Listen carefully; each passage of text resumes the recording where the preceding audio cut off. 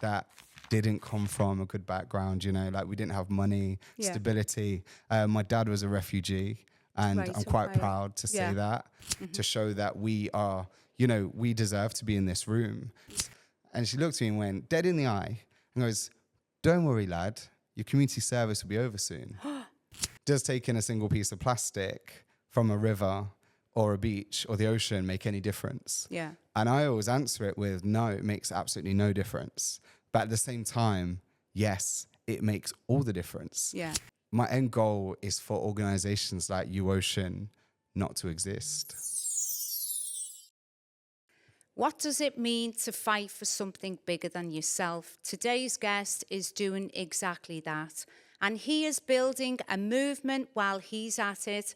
Chris Desai is the founder of UOCEAN, an initiative that's cleared thousands of kilos of plastic from our oceans, inspired by people around the world. But this episode isn't just about activism. It's about being judged, misunderstood, and still choosing to show up every day with purpose. From environmental warrior to brand builder, speaker, and a change maker. This story, for anyone who's ever been underestimated, this is the unread chapter of Chris Desai. Wow, that was an amazing entrance. Ah, you're welcome, Chris. So tell me more. How are you? I'm good. Thank you for having me on. No, you're welcome. It's a pleasure. I need to know more about UOCEAN. Where do I start? So UOCEAN is a conservation mission to stop ocean plastics. Wow. It started off as a very, very simple activity. And that was, I went out with a litter picker and picked a single piece of plastic up out of a river in the UK. Okay. And from that, I mean, the journey began. I always say, like, I mean, that was a great introduction, but generally, I'm like the world's most glorified trash collector. Yeah. Like, generally. And yeah, from a single piece, you know, UOCEAN now has 33 sites around the world. We have 18 in the UK, 15 internationally. We've removed, I think currently today, around 4.1 billion bottles worth of plastic. Wow. So UOCEAN is a conservation organization, a registered nonprofit. And we try to not just pick up plastic. Yeah. Picking up plastic is what we do, right? That's the end result. Yeah. But actually, it's about diversifying conservation, making it more inclusive, because there's so many communities out there, there's so many people out there that think conservation's not for me. Yeah. And our biggest mission is basically to say conservation is looking after your own planet. Yeah. Like, it should be the most selfish thing you do. Yeah. And people always think, you know, oh, helping the planet's not a selfish thing. It is, because it's your planet. Yeah. So actually, if you care about your body, your health, you know, we're 70% water and 30% land. So I always remind people that the very water in our rivers, in our taps, in our oceans, actually is the same water that sits within us. So it's just an outer reflection of our body. Yeah. And our body is the only place that we ever get to live as well, isn't it? So, like, you know, look after our own planet and look after our body. 100%. I think the planet is in the way it is right now because we've lost that connection to ourselves. Yeah. I think the human problem is that we see ourselves separate from the planet. Yeah. But if you ask someone, you know, ask a scientist, what is a human body made up of? And all that is the food that your mother ate or drank, and then once you were born, the food and water that you've eaten or drank. Yeah. So you're just an extended part of this planet. Definitely. So what made you, you know, develop UOCEAN? So it's a bit of a journey here. I can imagine. It started off with being in one of the most polluting industries there is. I don't have a beautiful, iconic story of, you know, being a marine biologist or having those kind of things. Yeah. I was in fast fashion. Okay. And we were a big player in the fast fashion industry, the company I work for. So to give some perspective, we were creating about 1.5 million T-shirts a month for the high street stores in the UK. Yeah.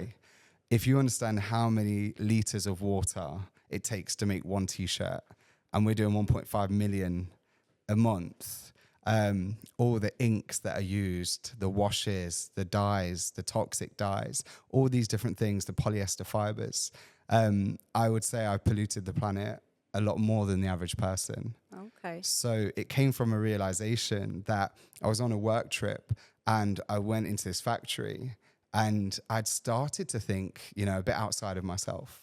I think growing up in the Midlands, growing up as a very poor family, you don't really think outside of yourself. Yeah. Because all you're thinking about is your next meal, your next paycheck, right? Yeah. And I think I'd got to that point where I'd moved to London and I had this, I was an art director for a big firm. So I kind of stabilized myself. And, it's like Maslow's hierarchy.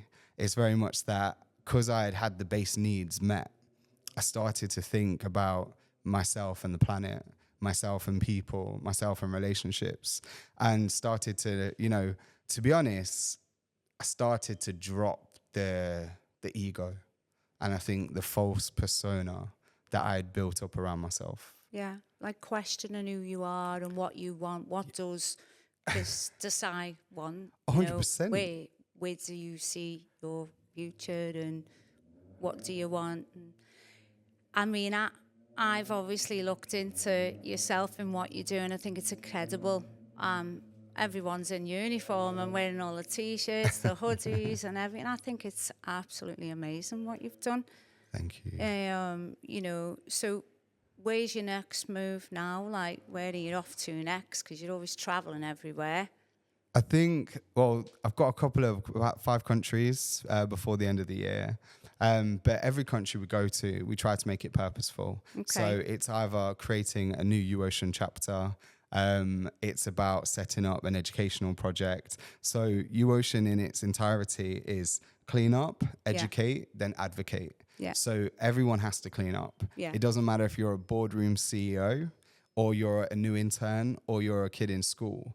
Everyone has to clean up.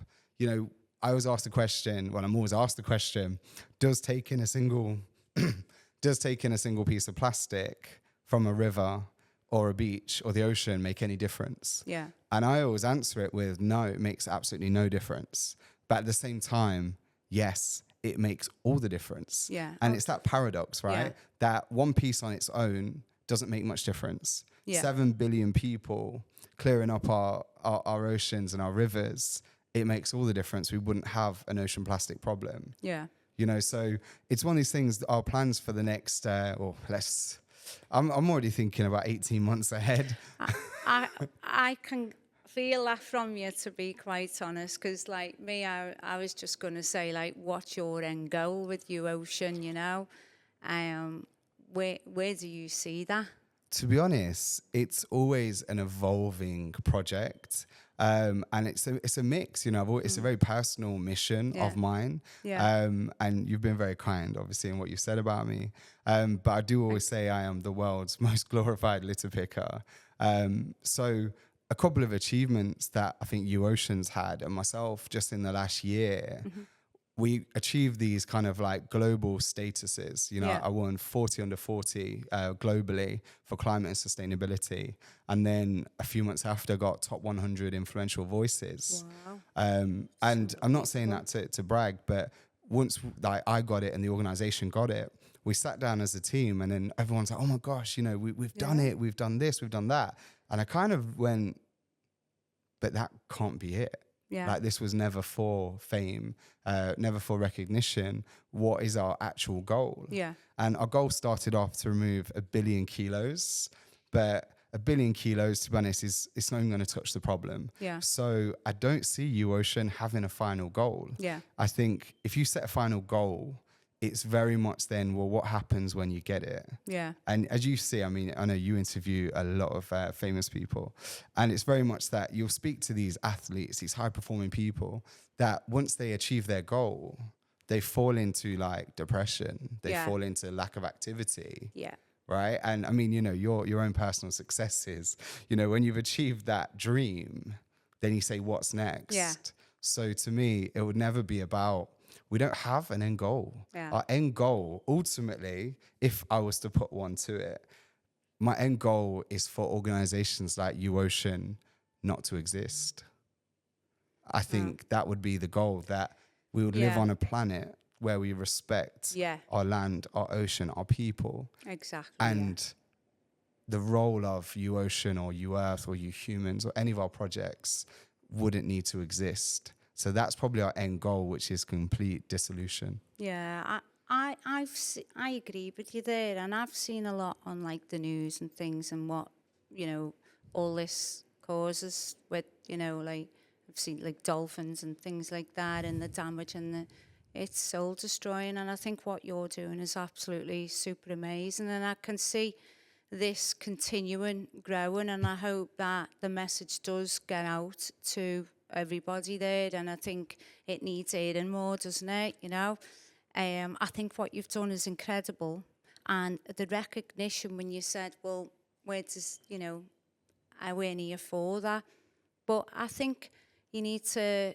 accept that what you've done is an incredible thing, and feel appreciated for what you've done, because it's unbelievable. You're the founder of UOCEAN, and yeah, I just absolutely, I'm just like proper blown away, to be honest with you. You know, you devoted all your own time, and as you say, there's no money in that for yourself. You've given your time. You're travelling all over, up and down the world, you know, across the world.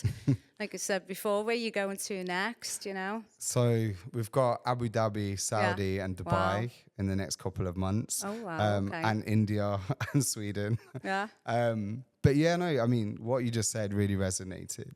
I always compliment my team, you know, because UOCEAN is a extraordinary team, you know, ultimately.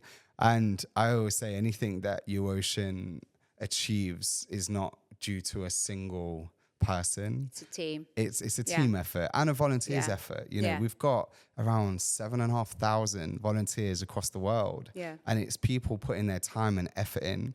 You know, I might have started it. I put my own time, my own money, my own effort. But the fact is that little spark, you know, was only ever going to be a spark if I didn't have these people around me that fostered it and that gave that little spark, you know, kindling and energy and oxygen. So I think UOCEAN's alive because of everyone else. Yeah. And I am humbled by it, and I'm grateful. I think I'm grateful to my team, to life, to God, to many different aspects of our existence for what I'm doing. I can see you're a very humble man, and I always say, like, to people in my life, there's no I in team.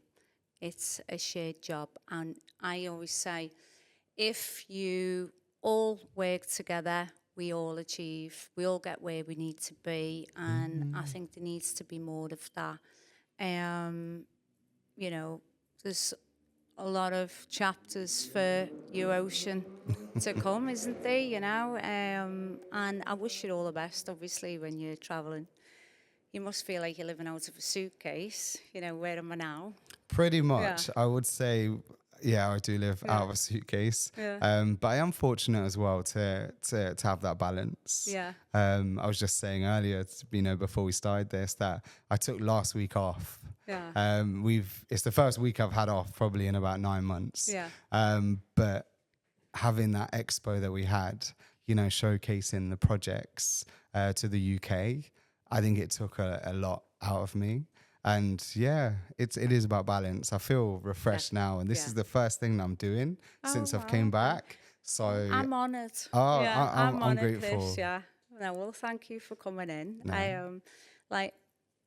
I always get called Judith Chalmers, you know, if I'm going somewhere and whatever. So you're the male Judith Chalmers, you know, the lady who's always on the programme during the holidays back in the day. Yeah. So where do you go? What's next?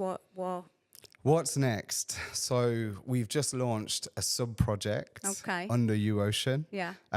So which is called the Heights of Possibility. And the Heights Possibility is about creating not just, a pathway to clean up the environment, but it's around technology and STEM. So I'm saying to the world, I'm asking the volunteers, if we're going to solve this problem, how do we solve it? We can't solve it by consistently pulling plastic out or consistently, planting trees while they're all being cut down. So how can we create sustainable jobs? How can we have careers in sustainability? So we've actually got a project with eco-friendly gliders. And this year alone, we've flown 60 young people in zero-engine gliders to become pilots for conservation organizations to enrich the infrastructure on conservation sites around the world. So to get that view from the sky in a more eco-friendly way, it stops poachers, they track elephants, they deliver resources to really, really remote conservation sites. So we've got the Heights Possibility this year and a couple other things that I can't talk about just yet. Yeah, no, that's but I will definitely keep you informed. I'm sure I'll have you back to discuss that when you can say. But I like the way you're thinking out the box. I'm getting the impression you're a forward thinker. And you think 18 months ahead, like you said before, you're already planning. And that's the best way to be, isn't it? I think that happens, it happens with age. Yeah. I think we briefly discussed about confidence, right? During, as you get older. I think one of the things that you do get with age is wisdom. Yeah. You stop looking at, the next day ahead, the next week ahead, but you actually start succession planning. Enough, right? If you're going out, you plan your hangover, right? Yeah. The days after. I don't. 2 wines and I'm done. I haven't got time for hangovers, That's my point, right? Yeah. But when you're younger, you'd be like, I'm living for today. Yeah. With UOCEAN, what we're planning is actually, where is the world going? Yeah. Where is the ocean plastic crisis going? Where's climate change going? Mm-hmm. Where's job creation going? And how can we connect all the dots? Because even like this podcast, even everything that you do ultimately relates back to nature. Yeah. You wouldn't eat, drink, or breathe without nature. So everything's interconnected. And this is really about connecting the dots between business, charities, non-profits, community. There's so many dots to connect, and that's what our next plan is to really look at the interconnection of industry and how we interact with the planet as a whole. Yeah. I hear you. Now, what would you say your biggest challenge has been from, you can start from when you were younger or today? Or, should I get the list out? Or? Yeah, I knew you were going to say that, to be honest. The biggest challenge. So the UOCEAN project is part of the Value Foundation, which is my non-profit. Okay. It started from a challenge. And that challenge was being born and raised in the UK. Obviously, I've not discussed my background that much with you. But, I'm from a family that didn't come from a good background, we didn't have money, stability. My dad was a refugee, and I'm quite proud to say that. So, I'm the first generation born in the UK. And I remember when I started UOCEAN, the Value Foundation, it was because I never felt in that sector. When I started to look at who could I work with, how can I do this, I looked around these rooms and there was no one that looked like me. There was no one with my background, whether that's race, whether that's social class, whatever it may be. And I realized I'm really on my own here. And I felt quite isolated. So the first challenge I had was, how can I create an organization that fosters inclusivity, diversity, social class, all of these things? And that was the first challenge, to establish myself in a very prestigious arena, because people don't think conservation is prestigious, but it actually is. If you look where conservation comes from, it was to keep these undesirables off people's land. So they went, it's a conservation site.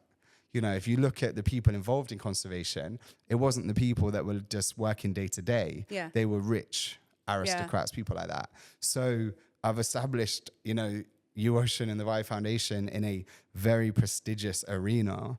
And now the challenge is to hold our own, to show that we are, we deserve to be in this room. I deserve to be listened to. Yeah. And, they call me the disruptor, the Rottweiler of conservation, because I've never taken no for an answer. I like it. And I've had no, 10 times more than I've ever had yes. Yeah. So everything that I've achieved, everything that UOCEAN's achieved, everything that we have achieved as a foundation has never came easy. Yeah. Every day, how do I pay that bill? Yeah. Who's going to sponsor this? Who's, this volunteer's doing this volunteer's doing that. This, this government, this council, whatever it may be, doesn't want to work with us. This high net worth individual, has got these questions. It's always been fighting our corner. Yeah. But I've obliterated so many rooms with my brashness, let's say, but with facts, real life impact. And time again, that when they come to our projects, they see, wow, what they set out to do, they're doing. Yeah. What they're doing has tangible and quantifiable results. Yeah. And that was the biggest challenge, to prove to an industry that's very closed that, these mixed race kids from Leicester, these lower class communities that people call us, I'm born and raised in Highfields. And that areas like that are written off. In the newspaper just a few weeks ago, highest crime rate in Leicester, Highfields, and then people associate that with race, with ethnicity, with these things, and it's just not true. Yeah. So it's been fighting for, who I am, and who I am in this city, who I am on this planet. So basically, you've been judged, haven't you? You've come from nothing, and you're where you are now because you've never give up, have you? No, you've never. Carried on regardless, with a fearless attitude. 100%. Like just kept going. A small example, right? I like it. We just launched a boat. Yeah. Right, okay. we've got a boat now. Right. Okay. So we've got a boat in Leicester. So during the inauguration of the boat, there was about 50, 60 people there. Yeah. And during that, and I always say that when you're around the water, and the communities that live rurally around the water, not all of them, but we have time and time again, whether it's the police called on us, for cleaning up a river, right? Oh. And then at this boat launch, this guy walked through the entire thing. And I won't say the words because it's probably not appropriate for this, but the general consensus was, and he did finish it with, why don't you go back to your own country? Oh, wow. Right? Okay. And this is in conservation. Yeah. This is, this is us trying to do a good thing, but it's not just the normal battles that a businessman will face or a conservationist will face. It's, once again, am I okay to be in this room? Am I okay to be in this area? So that's what makes me fight. And I will keep fighting to prove that, this is my country. This is my city. This is my water. This is my rivers. And I'll keep doing that until we're taken seriously, until we, have stamped the conservation industry so hard with UOCEAN that it will become a household name. So you know who you are now, and as I say, life is a journey, isn't it? So back then, traipsing back to where you said before about going in a room and, you're like, oh, do I belong here? You underestimated yourself back then, and then you kept going, and look at you now, you're just like flying. Do you want to know? Thank you for that. You're flying. Here you go. The first cleanup I ever did, and I said I took a litter picker out. Yeah. So the first cleanup I ever did, right, it was on the Grand Union Canal in a place called Hertfordshire, right? Okay.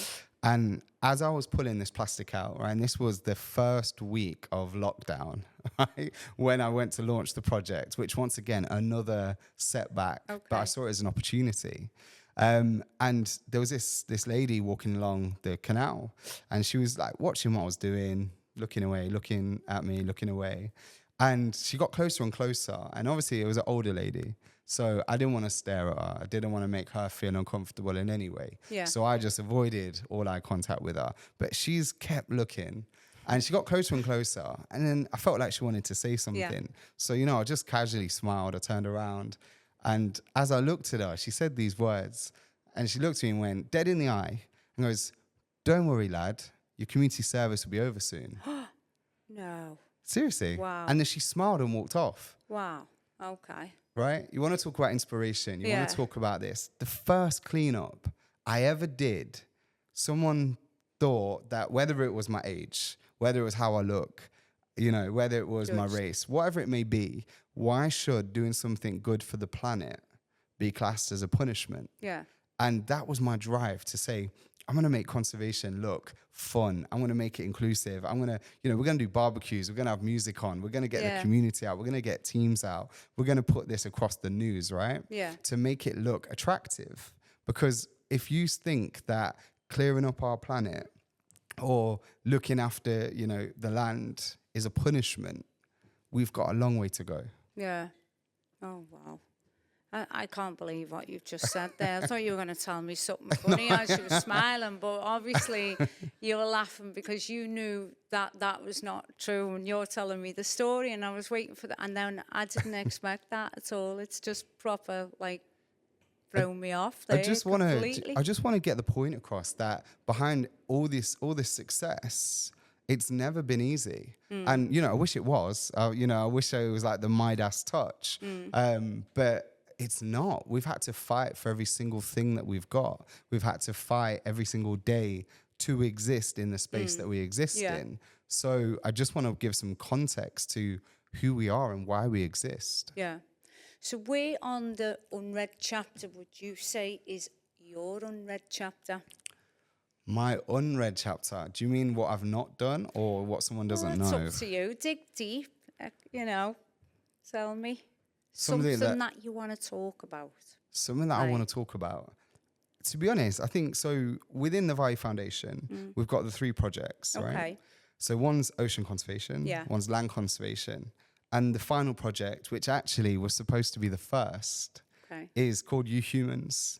And that's around gender-based violence, and it's around women empowerment and creating solutions for women. Yeah. And one thing that I've realized, and this year has been a massive learning experience. You know, I'm raised by a very, very strong woman. You know, my mother, 3 boys she had, you know, and she raised us near enough on her own. So I've always been surrounded by strong females. And as a male, you don't always realize the struggles females go through. Yeah. You think it's just a given, as in like, you know, if she goes into a room, of course people will respect her. Of course people, because that's what I would do. Yeah. And this last year on the UOCEAN project, it's probably broken a lot of things in me.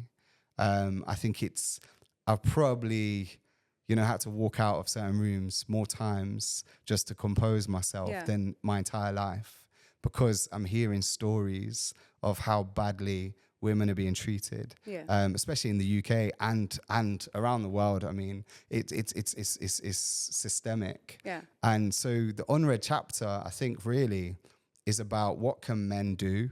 And I really do want to call this out to all men, because at the end of the day, there's not enough men standing up for women. If you see women like on a mission, on a march, she's all surrounded by other women. Yeah. But that's only 50% of the population. Yeah. And if men are the actual aggressor or the cause, then why have we not got strong men supporting women? Yeah. You know, and it goes across the board from, you know, the gender pay gap to how much money VC firms invest in female founders. You know, it's shockingly low. I know. That the world still does not respect women. And for me, I think this next chapter is about trying to change the narrative there and trying to invest in women, especially women of color, because they go through an even harder thing, I think, sometimes than women here. And it's very much about opening up that space, you know, in the male community, in the business, business community, in the CEOs and boardrooms, you know, to get women acknowledged, to get women in places of power, to get women's opinions on things, because, we're built differently. That's a fact, you know? Yeah. Like I'm not doing no woke culture. I'm not too much into that. But I very much believe that men and women both have special abilities. And if we don't respect that divine feminine, then a man could never have his divine masculinity. Yeah. And there's nothing wrong with both of them. They should complement each other. Yeah, exactly. So balance.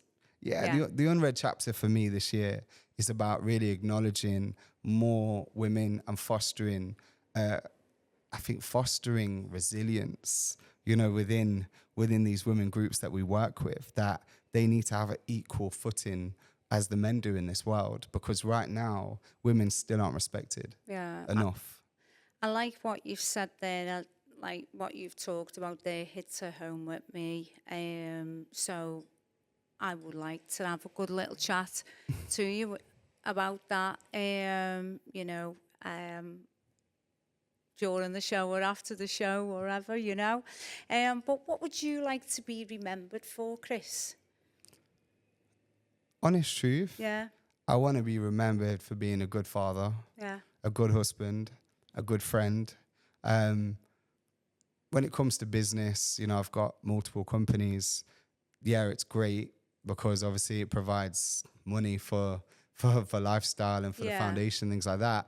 But I don't think business success I've never really wanted to be publicized for that. When it comes to the foundation, I don't think I even care about being remembered the person that started UOCEAN, because none of this really matters in the end. You know, I need to be laying there, you know, on that moment, you know, when I go through to the other side, that my priorities are, was I a good father to my kids? Can they look me in the eye and I look them in the eye and they say, he did everything for me he possibly could? You know, can my wife look at me and say, he's stuck by me, he's supported me? You know, can my mum look at me and say, he was a good son? You know, realistically, fame, business, success, money, it all fades. You can't take any of that with you. So what I want to be remembered for is being a good human being before anything else, because I think everyone has the ability to be a great human being and everyone has the ability to be an awful human being. And, you know, I am far from perfect. Like, you know, my history and my past and stuff, you know, growing up, I'm not saying I've been the angel, but by all means, every day is an opportunity to reinvent yourself. And I feel that I'm on that pathway of reinventing myself. You know, people say, oh, Chris, you've changed. And I'm like, damn right I've changed. Why wouldn't I change? Change is good. I always say, like, you know, we weren't given an instruction manual when we were born. We have to figure out life ourselves. So, you know, we may go down different roads in life, but life is a journey, and you get to a certain age and it's like everything just clicks. And you're like, I was, you know, born to do this. And I feel like you were born to do what you're doing, because what you're doing is just unbelievable. And I know that you really believe and you're passionate in what you do, because your status in life, obviously you're an entrepreneur and you've done what you've done through your life, but you don't let your status, your role, like, you know, you don't go round and go, I am this and I am that. Like, you know, we've all come across people that do. Like my role, I just look at myself as I'm just the same as everybody else. 100%. But we've all got to keep the cogs going round, because if we don't, then, you know, it'll all collapse, won't it? So, you know, yet you're at the top and, you know, everyone's doing their bit, but you don't look at yourself any different, do you? And that I can feel that from you. You're genuine. You love what you do. You know, you're so passionate. And I think what you're doing, like, for women as well, and, you know, you're recognising there's not enough out there for women. It's like 50-50. And I think you're amazing. You're very, very kind. Absolutely amazing, yeah. I think that perspective comes from understanding the bigger picture. You know, and I always like to remind everyone, you know, in these deep conversations of this, that if you take away just I'm a human being, right? If humans disappeared from the planet tomorrow, would the planet be in a better way or a worse way? What do you think? Well, be in a worse way, no. Do you think? No, I'm really messing around, you know. Right? No, look at COVID, right? No, but, you know, that was, like the planet started to recover. So I think when you look at, you know, as a human, you know, are we good for the planet? Right now, not particularly, right? Can we be? Yes. But I think when you look at the vastness of this planet, this earth, this country, this city, you know, then you look at this solar system, this universe. When you look at how insignificant our lives are, right? You know, billions of years of evolution has brought us to us sitting here having a conversation, right? Yeah. Imagine that, 13 billion years in the making. Every decision you've ever made, every decision I've ever made has brought us into this room to have this conversation, right? Yeah. That's beautiful. That's spectacular. Yeah. But at the same time, our lives, in 100 years' time, no one's going to remember who you are. Exactly. No one's going to remember who I am. No one's going to remember this podcast, right? Yeah. Maybe they will, who knows? But on generally, you know, do you know your grandfather's grandfather? I know he was he was into clothes. Yeah. He's actually famous, actually. Oh, okay. Yeah. Do you know his name? What food did he like? Was he kind? Pritchard, no, something. It was a double barrel name, but he had a big like manor house, and he had like, you know, maids and this, and he was really like, it's in the paper. My mum was telling me the other week, actually, because I'm doing a few things, working on a few things, and I'm, you know, wanting to know where they come from, you know. No, that's good, that's good. So. But the idea of this, on a general basis, we don't know what food he liked. Yeah, we didn't know what his favorite song was, right? We didn't, without pictures, don't even know what he looks like. Yeah. So the fact is, in 100 years' time, our lives, what we do now, no one's going to remember. So when you look at that perspective, that's why I don't take recognition for what I do and things like that, because you know what? Our lives are so insignificant. Yeah. Like on a universal scale, we literally fold out of the ocean like a wave and we collapse back in, and that's it. Could you ever identify a single wave that comes out of the ocean? Millions, billions happen every single second, right? Goes back into that consciousness. So we're not going to be remembered. So to me, when you understand you're sitting in the universe, even if our entire galaxy collapsed tomorrow, right? Like pop, gone. It would make no difference to the entire cosmos. Like no one would hear it, even on the other side of the universe. Like we are so small and so insignificant that it gives you that beautiful reality that this conversation is so important, because 13 billion years has brought us to this place. Yeah. But at the same time as well, in 100 years' time, no one's ever going to remember we sat here doing this. But that message has got to echo and echo and echo, hasn't it, for everyone to, you know, take on board what it is you're doing. Yeah. We need to clone you and have a lot of you. Yeah. And, the government have already done that. Yeah. Oh, I thought they'd done that, yeah. But, yeah. So, what's your next plans?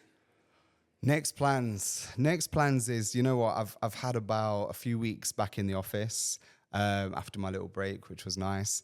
Next plans is really, honestly, just continuing the work we're doing. It's not about, like I was saying earlier, every time I plan to expand something, yeah, it can happen. When I don't plan to expand, like the jet fuel is put onto the dream, and you know, it really does expand quickly. So I'm open to see where life takes me. I'm in pure gratitude and just joy. And go with the flow. Go with the flow. I feel like I'm in the flow of life right now. Yeah. No, it's good though, isn't it? It's a lovely feeling, isn't it? It's beautiful. Doing something great. I always say it's like laying down in a river and just letting the river take you where it wants to take you, instead of trying to swim upstream. When you just put your faith in whatever, it could be life, energy, whatever, religion, who knows what it is. Yeah. But when you just have faith in the universe, I think you do come to that state of flow. Yeah. Well, thank you very much for coming in on the show. It's been such a pleasure to hear your unread chapters and all your stories and what you've got going on after here. Now, guys, thank you for tuning into the Unread Chapter. Make sure to like and comment and subscribe. Take care, guys. Thank you. Oh, I was a bit losing myself because I was so wrapped up in what you were talking about, and I was like, wow. Yeah, but, you know, like, I think you're super amazing, superhuman being. Not at all. My eyes were filling up. I don't know whether, Chase, you might have caught a little moment then. He was talking about, like, women and this and that. And obviously it hit home with me mum, because I've seen a hell of a lot. And I was like, wow, you know, and men who've been brought up by women, they have so much respect for 100%. women. And I didn't want to, like, talk about me because it was about you, do you know what I mean? And when you were talking, I was like, hold it together, Leon. Do you know what I mean? But, like, you know, I hope you got what you needed there, Chase. Yeah.